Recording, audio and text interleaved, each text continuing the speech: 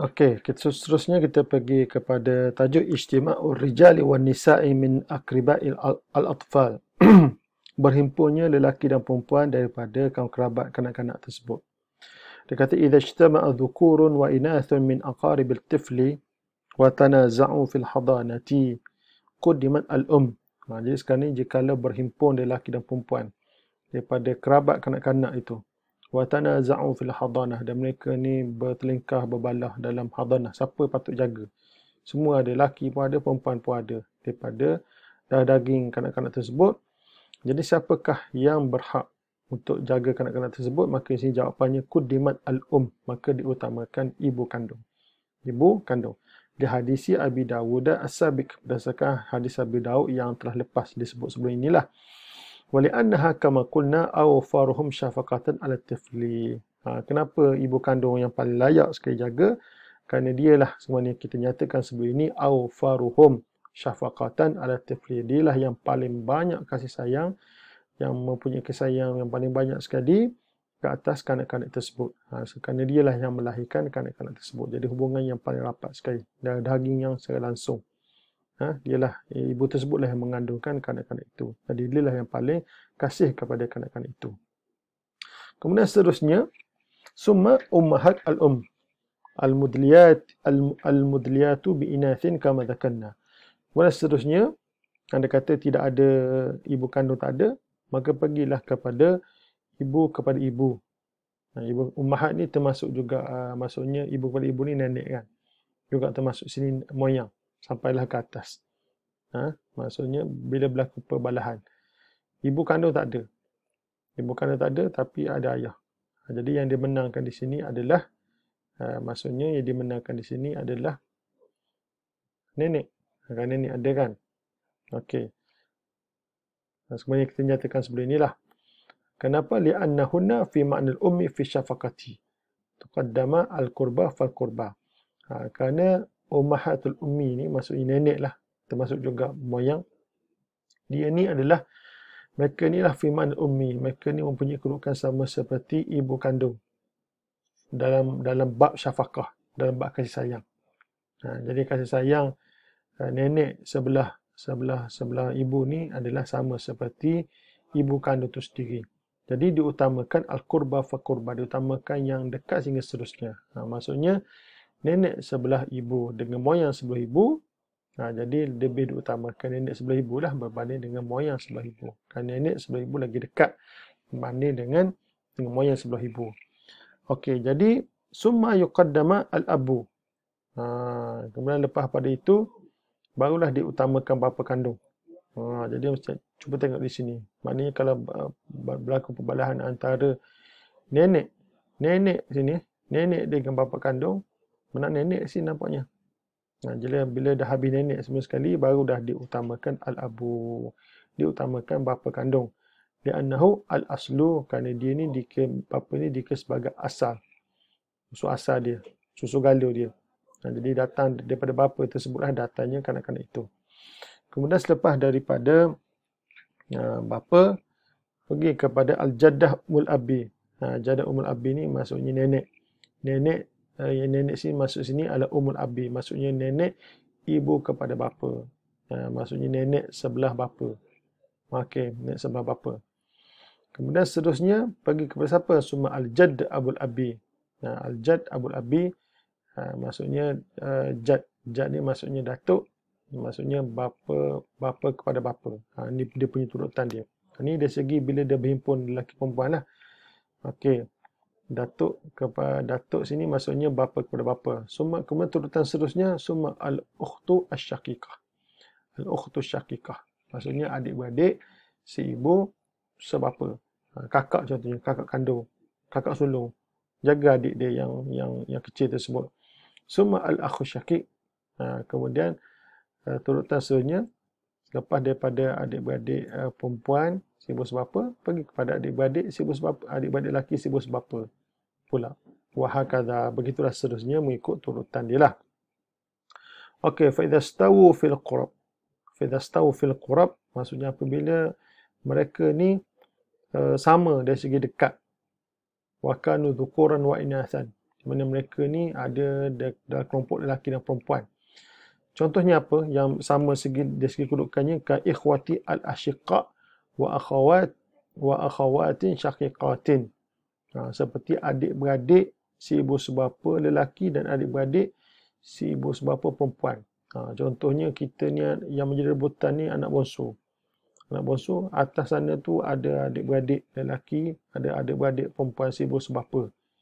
Siapakah yang berhak jaga kita? Di sini dia kata quddima al-inathu ala dhukur. Diutamakan yang perempuan berbanding lelaki. Maksudnya kakak tu lebih utamakan daripada abang dalam bab jaga. Kerana mereka ni sama level belaka ni. Sama level. Adik-beradik lelaki dan adik perempuan. Jadi diutamakan jaga ni adalah adik-beradik perempuan. Lima kulna min annal hadanata bihinna al-yaq wa hunna laha afdal. Alasannya sebagaimana kita sebutkan sebelum ini bahawa hadanah ni kepada perempuan ni mereka tu lebih layak.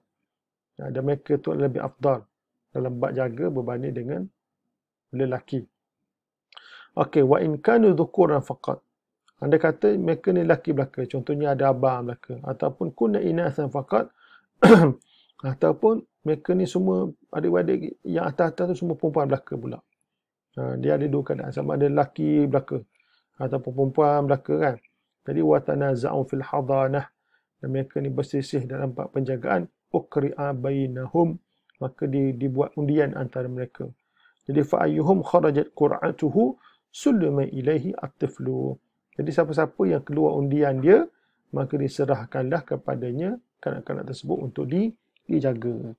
Jadi inilah kaedahnya apabila berlaku perebutan, apabila berhimpunnya kerabat lelaki dan kerabat perempuan. Okey. Ila mata tastamiru hadanatul tifli. Sampai bila berterusan hadanah ni ataupun penjagaan ni kepada kanak-kanak? Sampai bila? Dia kata tastamiru fitratu al-hadanati syar'an ila an tatakamala fi tifli at-tamyiz. Ila an tatakamala fi tifli at-tamyizu. Okey, dia kata berterusan fitrah ataupun fatrah, maksudnya tempoh hadanah ni di segi syarak kepada kanak-kanak tersebut sehingga sempurna pada kanak-kanak itu adalah at-tamyiz. At-tamyiz maksudnya sifat memayis itu sempurna, maka tamatlah tempoh hadanah. Apakah dimaksudkan dengan tamyiz dalam bab hadanah ini? Dia kata wal maqsudu bit tamyiz ay yastaqilla at-tiflu bi syu'unihi al-khassati duna al-hajati ila ma'unati ahadin.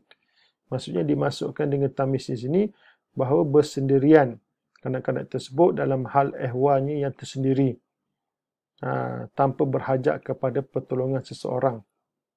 Jadi di sini dia bagi kaedah dia, maksud tamyiz ni maksudnya kanak-kanak tersebut sudah boleh bersendirian dalam hal ehwalnya yang tersendiri. Apakah yang maksud hal ehwal tersendiri akan diterangkan sebab pada ini di bawah ni. Tanpa berhajat kepada pertolongan seseorang. Wal muradu bi syu'unihi al-khassah, yang dimasukkan dengan hal ehwalnya yang tersendiri itu ataupun hal ehwal peribadinya itu, maksudnya tanawulu at-ta'ami wa syarab, maksudnya dia boleh makan dan minum sendiri dah. Wa qada' al-hajah, qada' hajat maksudnya nak buang yang besar, buang yang kecil boleh basuh sendiri dah. Wa tanazuh min al-adran, maksudnya boleh nak membersihkan kotoran pada badan dia. Wal qiyamu bi amal at-taharah, dan juga boleh melaksanakan bab taharah min al-wudu' wa nahwihi, maksudnya bab wudu' kan, contohnya kan ni sebab ni benda ni melibatkan fardhu ain kan, sudah boleh buat sendiri dah. Jadi okey, itu yang dimasukkan dengan syu'unhi al-khassah. Waqad huddida sinnu tamyiz bi 7 sinin. Sesungguhnya telah ditetapkan umur memayis itu dengan 7 tahun. Id yatakamalu tamyiz 'indahu ghaliban, kerana kebiasaannya sifat tamyiz itu, sifat memayis itu dia akan sempurna, dia akan menyelah apabila umur 7 tahun. Ghalibnya macam tu. Ini disebut secara dari segi ghaliban, dari segi kebiasaannya. Kebiasaannya kalau umur 7 tahun ni kira sempurna lah. Kanak-kanak tu dah pandai dah nak makan, minum, mandi, wuduk dah pandai dah. Ghalibnya gitu. Kerana kadang-kadang dia juga boleh cukup 7 tahun pun dah pandai dah benda ni kan. Tapi kita dari segi di sini kita cakap dari segi ghalib. Okey, fa idza atamma at-tiflu as-sabi'ata min umrihi wa kana mumayyizan. Jadi apabila dah cukup 7 tahun dari segi umur kanak-kanak itu, wa kana mumayyizan, maka kanak-kanak itu dia sudah mumayyiz. Fa inna muddata hadanati tantahi ila dalika, maka tempoh hadanah tamatlah pada waktu itu. Jadi watabda'u marhalatun ukhra min ar-ri'ayati tusamma kafalah. Maka selepas habis umur 7 tahun, selepas dah cukup memayyiz, maka bermulalah peringkat yang lain pula dari segi penjagaan yang dinamakan sebagai kafalah. Sebagai kafalah. Okey, fa idza atamma at-tiflu sin al-sabi'ah wa kana mumayyizan. Jadi apabila dah cukup 7 tahun kan, dan wa kana mumayyizan, dan kanak-kanak itu dah memayyiz, fa innahu yukhayyar idzalika bain abawaihi, maka dan kanak-kanak itu diberi pilihan antara kedua ibu bapanya. Dah cukup 7 tahun barulah diberi pilihan nak duduk dengan siapa pula. Dia asalnya duduk dengan ibu kan, diberi pilihan. Fa yuma ikhtara sulima ilaihi, jadi siapa-siapa yang dipilih maka diserah kepada dia. Kan? Jadi contohnya dipilih nak duduk dengan mak dia, kekal duduk dengan mak. Kalau dipilih nak duduk dengan ayah, duduk dengan ayah. Suma in ikhtara mumayyizu abahu. Kemudian anda kata kalau dia si anak yang memayyiz itu dia memilih untuk duduk dengan bapa. Fa faqada al-abu, tiba-tiba ayah pula hilang. Contohnya ayah pula mati. Aw saqatat ahliyatuhu, ataupun gugur kelayakan ayah tersebut untuk jaga. Jadi nazala al-jaddu manzilatahu.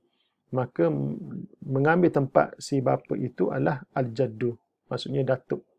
Datuk ni ayah sebelah ayah lah, maksudnya datuk sebelah ayah.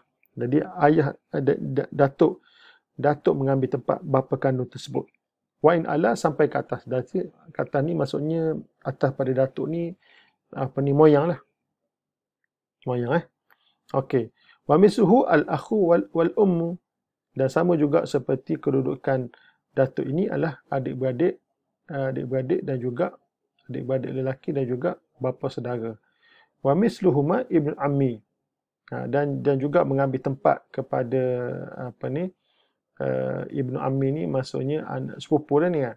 Inda faqdil akhi wal ammi, apabila ketiadaan saudara lelaki dan juga bapa saudara. Ala tertib alladhi dzakarnahu sabiqan, mengikut tertib yang telah kami nyatakan sebelum pada ini. Illa an takuna fatatan mushtahah, melainkan jika sekiranya yang nak dijaga itu adalah fatat. Fatat mushtahah ni maksudnya anak gadis yang sudah ada diingini padanya. Aw fi sinil murahaqah, ataupun umur yang sudah dekat dengan baligh. Jadi fala yajuzu baqa'uha fi kafalati ibni ammiha, maka tidak harus dalam perkara ini dia berada di bawah jagaan sepupu lelaki dia. Sepupu maksud ibnu ammi ni maksudnya anak kepada bapa saudaranya. Maksud isu sekarang ni yang nak jaga ni adalah anak perempuan yang dah dekat-dekat dah nak balik dah. Dan sudah ada kecantikannya, ada orang ingin pada dia. Jadi dalam perkara ini dia tak boleh dijaga oleh sepupu lelaki dia. Kan? Fa'ilam tak boleh dijaga oleh sepupu dia. Fa'ilam yakun ghairuhu. Dia kata jika sekiranya tak ada orang lain dah. Kan? Wajib an takuna inda mar'atin mawthuqatin yu'ayyinuha ibnu ammi. Maka sebab kenapa sebelum pada tu kenapa sepupu tu dia tak boleh jaga, sebab sepupu dengan perempuan tersebut dia boleh kahwin dan dia tak boleh duduk sekali. Maka dalam keadaan ini kalaulah tak ada orang lain dah, maka hendaklah diserahkan kepada mana-mana perempuan yang boleh dipercayai yang ditentukan oleh sepupunya itu. Inilah dia punya apa ni, kedudukan penjagaan kanak-kanak tersebut. Apabila ni dah cukup 7 tahun. Dah cukup 7 tahun, diberilah pilihan pada dia nak duduk dengan siapa. Nak duduk dengan mak dia ke ataupun duduk dengan ayah. Okey, kalau duduk dengan ayah, maka anda kata ayah tiada, maka diserahkan kepada datuk pula. Begitulah seterusnya. Wallahu alam. Assalamualaikum warahmatullahi wabarakatuh.